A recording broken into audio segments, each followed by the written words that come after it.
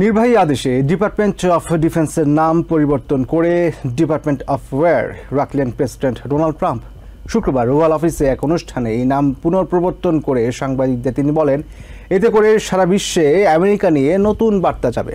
প্রকৃতপক্ষে আন্তর্জাতিক অঙ্গনে পেন্টাগনের সামরিক শক্তির বিষয়ে যেই ধারণা আছে তার চেয়ে অনেক বেশি শক্তিশালী দেশের সশস্ত্র বাহিনী। এখন থেকে defence secretary Pete Hegseth secretary of war হিসেবে পরিচিত হবেন। দীর্ঘ লড়াই সংগ্রাম করে 1776 সালে স্বাধীনতা অর্জন করেছিল আমেরিকা।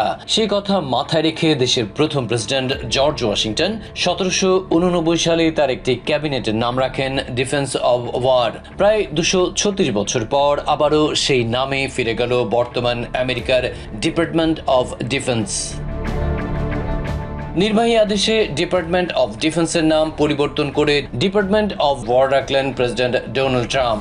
শুক্রবার ওভাল অফিসে এক অনুষ্ঠানে এই নাম পুনঃপ্রবর্তন করে সাংবাদিকদের তিনি বলেন, এতে করে বিশ্বজুড়ে আমেরিকা নিয়ে নতুন বার্তা যাবে। প্রকৃতপক্ষে আন্তর্জাতিক অঙ্গনে পেন্টাগনের সামরিক শক্তির বিষয়ে যে ধারণা আছে তার চেয়ে অনেক বেশি শক্তিশালী দেশের সশস্ত্র বাহিনী। তিনি দাবি করেন, সম্প্রতি স্মরণকালের সবচেয়ে বড় সামরিক মহড়া দেখালেও আমেরিকার সঙ্গে লড়াইয়ে পেরে উঠবে না China. We have the strongest military in the world. We have the greatest equipment in the world. We have the greatest manufacturers of equipment by far. There's nobody to even compete, and you see that with this and so many other things. তবে তিনি জানান তার প্রশাসন যুদ্ধে আগ্রহী নয়, বরং বিশ্বজুড়ে যুদ্ধ বন্ধে কাজ করে যাচ্ছে। এখন থেকে defence secretary Pete Hegseth department of war secretary হিসেবে পরিচিত হবেন। Everything before that and in between, and then we decided to go woke and we changed the name to Department of Defense. So we're going Department of War, and I'd like to ask our Secretary of War. অনুষ্ঠানে Hegseth defence of war নাম প্রবর্তনের ইতিহাস তুলে ধরেন। এরপর তিনি বলেন, দ্বিতীয় বিশ্বযুদ্ধের পর ডিপার্টমেন্ট অফ ডিফেন্স নাম দেওয়া হলে আমেরিকান সেনাদের মনোবলে ঘাটতি দেখা দেয়, যে কারণে সেরকম বড় কোনো যুদ্ধে সাফল্যের দেখা পায়নি তারা। After winning a war for independence in 1789, George Washington. তবে প্রেসিডেন্ট ট্রাম্পের নেতৃত্বে আবারও বলিয়ান হয়ে দেশের সেনাবাহিনী ঘুরে দাঁড়াবে বলে আশা প্রকাশ করেন department of war secretary. For this country, America first, peace through strength. টিকার বাধ্যবাধকতা তুলে নিতে ফ্লোরিডার কঠোর অবস্থানের সমালোচনা করেছেন প্রেসিডেন্ট ডোনাল্ড ট্রাম্প। শুক্রবার হোয়াইট হাউসে এ নিয়ে কথা বলেন তিনি। কোভিডের মতো অতি সংক্রামক রোগকে অবহেলা করা বোকামি বলেও জানান প্রেসিডেন্ট। এদিকে ফ্লোরিডার সার্জন জেনারেল ডক্টর জোসেফ ল্যাডাপোর ঘোষণার পর পক্ষে বিপক্ষে প্রতিক্রিয়া জানিয়েছেন অভিভাবক ও স্বাস্থ্য বিশেষজ্ঞরা। সেখানকার আইন প্রণেতারা জানান, স্টেট হাউসকে রীতিমতো উপেক্ষা করেছেন surgeon general.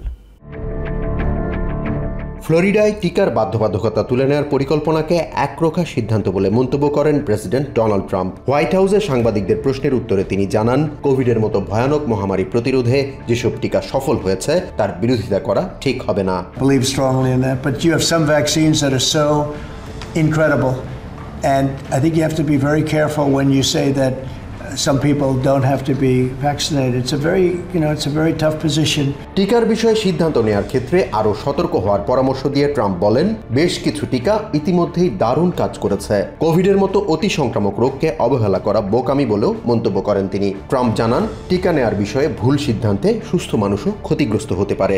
I think those vaccines should be used, otherwise some people are going to catch it and they endanger other people.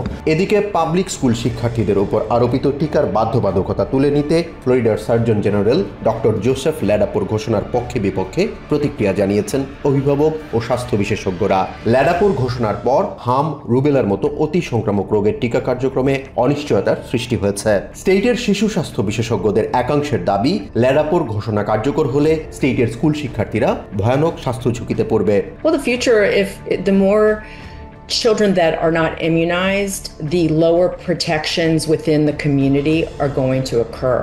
টিকার বাধ্যবাধকতা তুলে নিলে শিশুদের হাম রুবেলায় আক্রান্ত হওয়ার ঝুঁকি বেড়ে যাবে বলে উদ্বেগ জানান জেনিফার ওলপার। 2 সন্তানের এই মা বলেন, বছরের শুরুতে হামের ভয়ে সন্তানদের স্কুলে পাঠাননি। টিকার বাধ্যবাধকতা তুলে নিলে শিশুদের সংক্রামক রোগ প্রতিরোধের ক্ষমতা কমে যাবে বলেও উদ্বেগ জানান তিনি।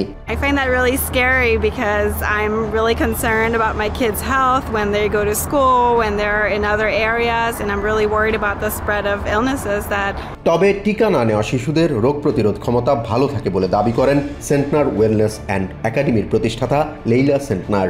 একাধিক বৈজ্ঞানিক গবেষণার কথা উল্লেখ করে তিনি জানান, টিকা না নেওয়া শিশুদের অতি সংক্রামক রোগে আক্রান্ত হওয়ার ঝুঁকি অনেকটাই কম। There's a lot of data and there's a lot of science, the real science that I look at that shows the other side of unvaccinated kids actually being healthier. এদিকে টিকার বাধ্যবাধকতা তুলে নিতে ফ্লোরিডার সার্জন জেনারেলের ঘোষণার 48 ঘন্টা পরও সেখানকার সেনেট বা হাউস স্পিকারের প্রতিক্রিয়া পাওয়া যায়নি। ফ্লোরিডার আইন অনুযায়ী ধর্মীয় বিধিনিষেধ এবং স্বাস্থ্যগত জটিলতার বাইরে বাধ্যতামূলক টিকার বিরোধিতা করা যাবে না। আইন বিশ্লেষকরা জানান, স্টেটের আইন প্রণেতাদের রীতিমতো উপেক্ষা করেছেন সার্জন জেনারেল। ফ্লোরিডার ডেমোক্রেটিক স্টেট সেনেটর শেভরিন জোন্স জানান, টিকার বাধ্যবাধকতা তুলে নিতে একাই যুদ্ধে নেমেছেন ল্যারাপো। স্টেটের বাসিন্দাদের স্বাস্থ্য ঝুঁকি বিবেচনায় না রেখে ল্যারাপো স্বেচ্ছাচারী আচরণ করেছেন বলেও অভিযোগ করেন তিনি। জর্জিয়ায় গাড়ি নির্মাতা প্রতিষ্ঠান হান্ডের কারখানায় অভিযান চালিয়ে অন্তত 475 অভিবাসীকে আটক করেছে আইস। বৃহস্পতিবার সাউথ কোরিয়ার প্রতিষ্ঠানটির ইলেকট্রিক গাড়ি নির্মাণ কারখানায় অভিযান চালিয়ে তাদের আটক করা হয়। শুক্রবার জর্জিয়ায় আয়োজিত সংবাদ সম্মেলনে এই তথ্য জানিয়েছেন হোমল্যান্ড সিকিউরিটি ডিপার্টমেন্টের কর্মকর্তারা। আটক ব্যক্তিদের বেশিরভাগই সাউথ কোরিয়ার নাগরিক বলে জানিয়েছেন তারা। জর্জিয়ার সবচেয়ে বড় এই গাড়ি কারখানায় আইসের অভিযানের কথা নিশ্চিত করে ক্ষোভ জানিয়েছে সাউথ কোরিয়ার পররাষ্ট্র মন্ত্রণালয়। এদিকে অভিবাসন বিরোধী অভিযান পরিচালনা করতে শিকাগোর কাছাকাছি নৌবাহিনীর একটি ঘাঁটি ব্যবহারের পরিকল্পনা করছে ডিএইচএস। একটি নির্ধারিত স্থান থেকে একসঙ্গে এত অভিবাসী আটকের ঘটনাকে নিজেদের 22 বছরের সবচেয়ে বড় অভিযান আখ্যায়িত করেছে আইস। বৃহস্পতিবার জর্জিয়ায় অবস্থিত সাউথ কোরিয়ার গাড়ি নির্মাতা প্রতিষ্ঠান হান্ডের কারখানায় এই অভিযান চালায় তারা।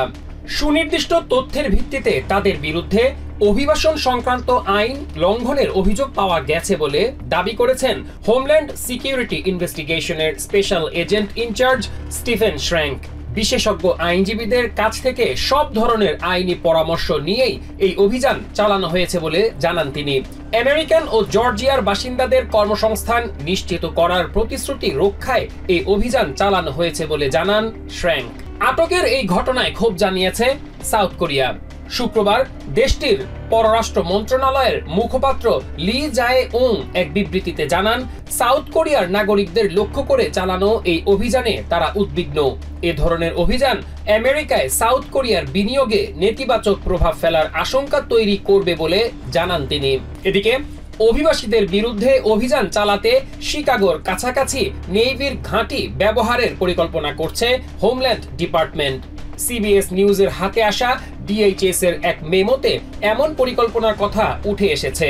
শিকাগোর কাছে নেভাল স্টেশন গ্রেট লেকস ঘাঁটিটি আইসের অভিযানে ব্যবহারের অনুমতি চেয়ে ডিফেন্স ডিপার্টমেন্টকে অনুরোধ জানিয়েছে হোমল্যান্ড ডিপার্টমেন্ট। সিবিএস নিউজের সাংবাদিক ক্যামিলো মন্টয়া গ্যালভেজ জানান, এরই মধ্যে সেখানে আইসের অভিযানে প্রয়োজনীয় সরঞ্জাম ও লোকবল মোতায়েন করার অনুমতি দেয়া হয়েছে। ওই ঘাঁটি ব্যবহার করে শিকাগোর অবৈধ অভিবাসীদের বিরুদ্ধে অবিলম্বে অভিযান শুরু করা হবে, যা কয়েক সপ্তাহ চলতে পারে বলে জানান গ্যালভেজ।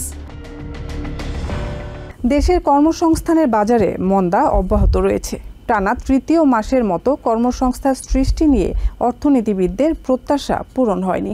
শুক্রবার বিএলএস থেকে প্রকাশিত প্রতিবেদনে এমন তথ্য উঠে এসেছে। বেকারত্বের হার 4 বছরের মধ্যে বেড়ে 4.3% দাঁড়িয়েছে।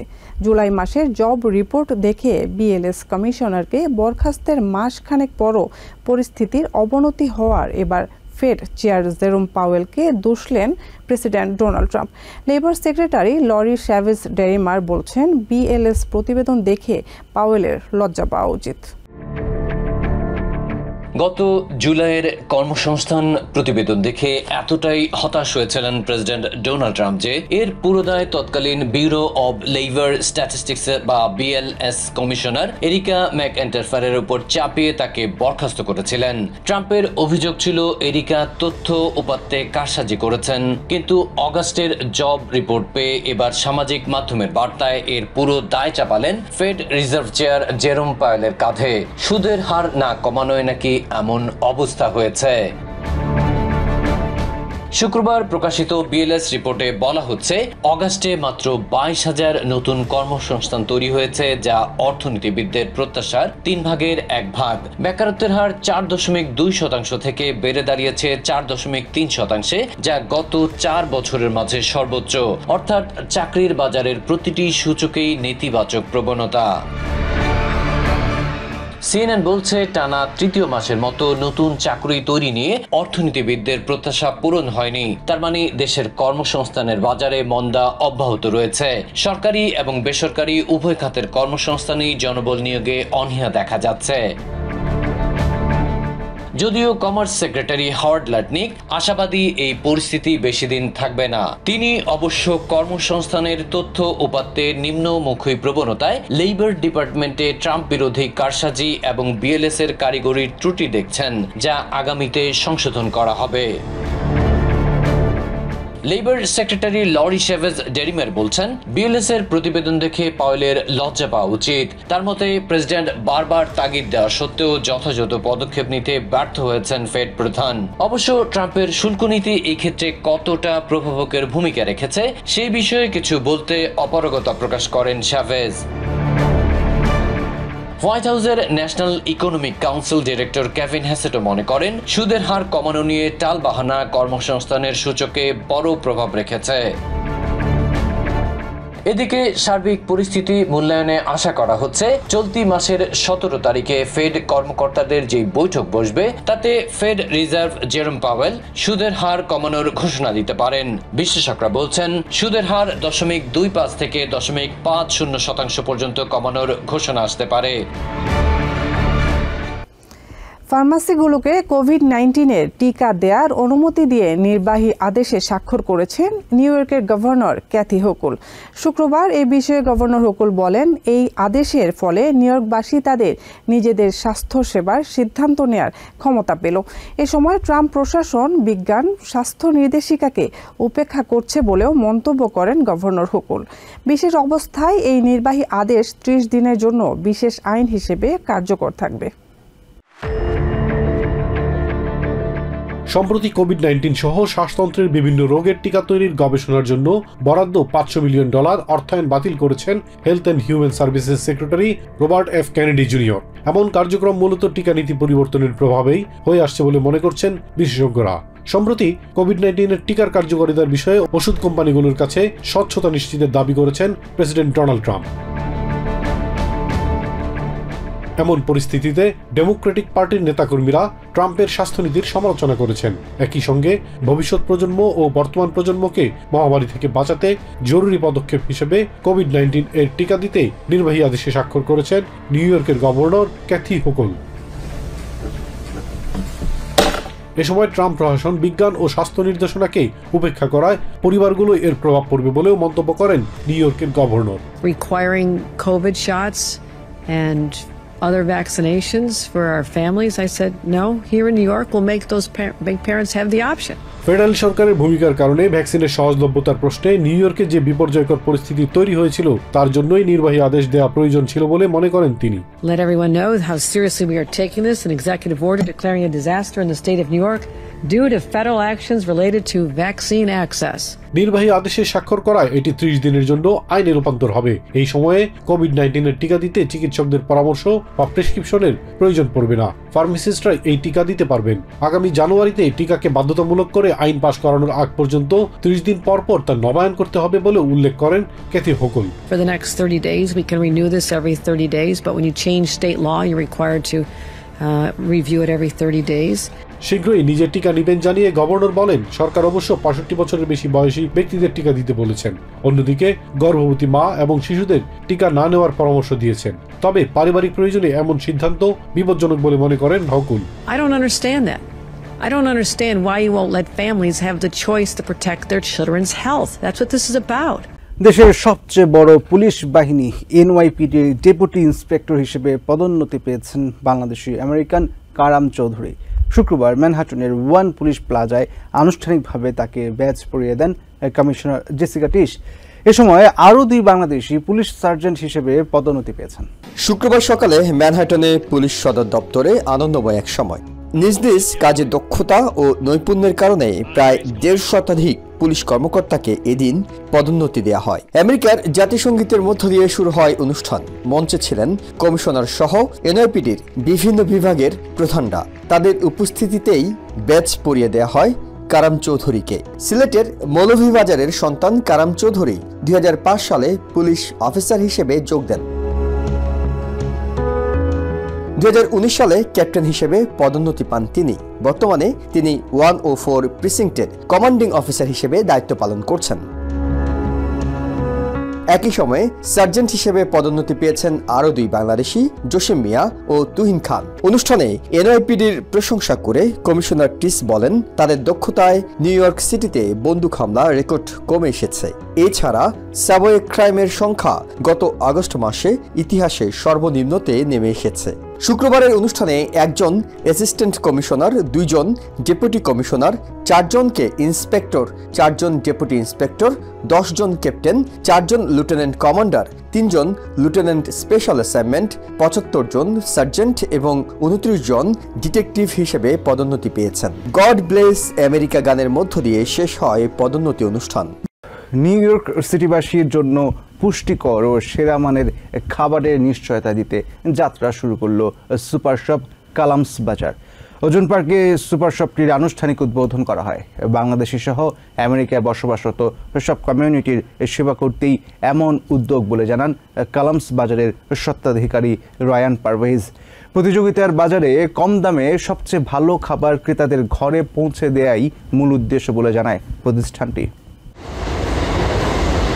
বিশ্বের রাজধানী হিসেবে পরিচিত নিউ ইয়র্কে বাংলাদেশিদের আরেক গর্বের যাত্রা সুপার শপ কালামস বাজার। ওজন পার্কের লিবার্টি এভিনিউতে প্রায় 9000 স্কোয়ার ফিট জায়গা জুড়ে গড়ে ওঠা সুপার শপটি সতেজ শাকসবজি, ফলমূল, মাছ, মাংস থেকে শুরু করে সংসারের সব ধরনের নিত্যপণ্যের বিশাল সমাহার। স্প্যানিশ, গায়ানিজ ও বাংলাদেশি সহ বিভিন্ন কমিউনিটির প্রতিনিধি ছাড়াও বাংলাদেশের কনসুলেট ডেপুটি জেনারেলকে সাথে নিয়ে ফিতা কেটে কালামস বাজারের গ্র্যান্ড ওপেনিং করেন স্বত্বাধিকারী রায়হান পারভেজ। কমিউনিটির সেবা করতেই এমন উদ্যোগ বলে জানায় প্রতিষ্ঠানটির কর্ণধার। কমিউনিটির মানুষের প্রয়োজনে যেন আমরা পাশে দাঁড়াতে পারি, এটা আমাদের মূল উদ্যোগ। ব্যবসা তো থাকবে, পাশাপাশি আমরা যেন মানুষকে সেবা দিতে পারি, মানুষের খুব কাছে পৌঁছতে পারি এবং মানুষ যেন আমাদেরকে ভালোবেসে আমাদের কাছে আসে। গায়ানিজ যারা এখানে বাস করেন, যারা ওয়েস্ট ইন্ডিয়ান, জামাইকান এবং কি যারা হিসপ্যানিক, আরব, তারাও এখানে প্রচুর আসতেছেন। বাংলাদেশি মালিকানাধীন এত বড় সুপার শপে সন্তোষ প্রকাশ করেন আগতরা।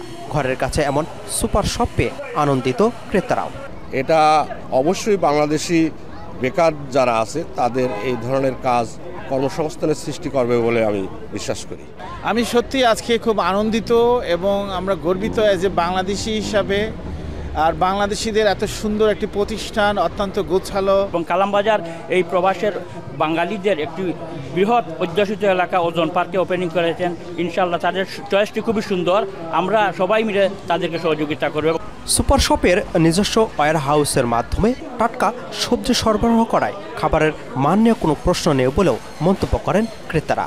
যে প্রাইসটা ওরা অ্যাভেলেবল করে রাখছে সবার জন্য, যে সবাই অ্যাফোর্ড করতে পারবে, সো ওইটার জন্য আমি ওদেরকে অ্যাপ্রিশিয়েট করি। অ্যান্ড লাইক এখানে যেরকম আমাদের মিষ্টি কিনতে হলে ওজন পার্কে বা জ্যাকসনের যাইতে হইতো, সেখানে সব পাওয়া যাচ্ছে।